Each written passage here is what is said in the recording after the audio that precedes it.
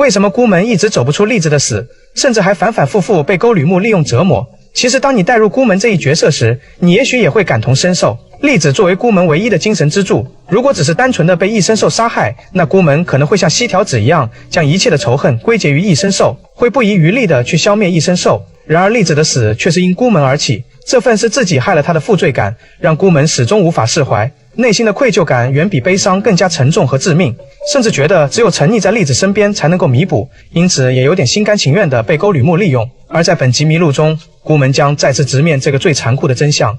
那么他会不会因此迷路陷入黑暗，还是最终释怀拥抱未来？我们来一一揭晓。在上一集中，孤门在基石准的引导下已经放下了憎恨，但也使自己更加的迷茫了，甚至丢下了全身装备，擅自离开了作战区域。主要原因就是孤门关于栗子的心结还没能够解开，而奈克瑟斯与梅菲斯特的战斗也陷入了绝境。但绝境中的奈克瑟斯总能爆发出更强大的战力，即使再次吃到梅菲斯特的重重一脚，也能凭借顽强的意志力抓住机会进行反击。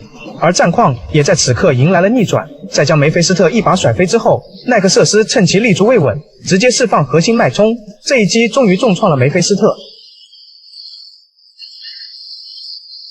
虽然无法将梅菲斯特击败，但也因此结束了战斗。梅菲斯特在起身后消失在了原地，此刻他并不会和奈克瑟斯死战到底，他目前的目标依然是孤门。也正因为孤门在作战中逃跑， TLT 也将重新审视孤门是否还能胜任这份工作。而且为了防止泄密，记忆警察也在寻找着孤门。面对前后包围的记忆警察，此时的孤门也并不反抗自己会被清除记忆。可就在这个时候，一辆的士来到了孤门的身边，来者竟是基石准的前同事根来。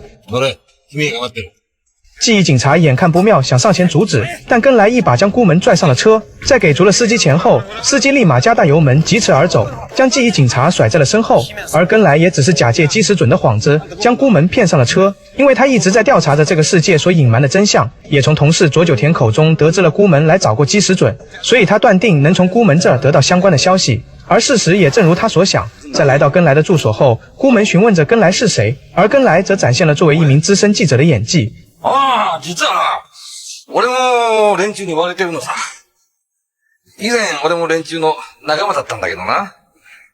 情報操作に隠蔽工作。手段を選ばないやり口に、もう嫌気がさしてな。組織を飛び出したんだよ。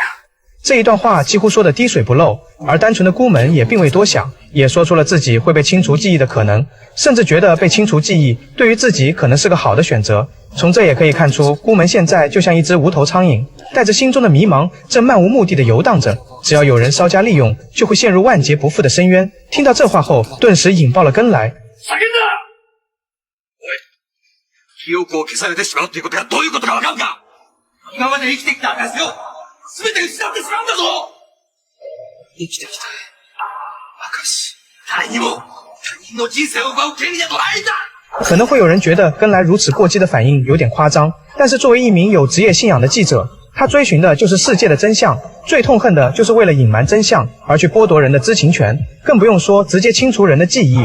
这也展现了奈克瑟斯这部特摄剧的独特魅力，即使在充满谎言与掩盖的世界里，依然有人愿意为了真相独自前行。虽然记者根来的存在完全游离于剧情发展，但十分合理的契合这个角色定位。不过经过此事之后，却为他后续的人物发展埋下了伏笔。而就在这个时候，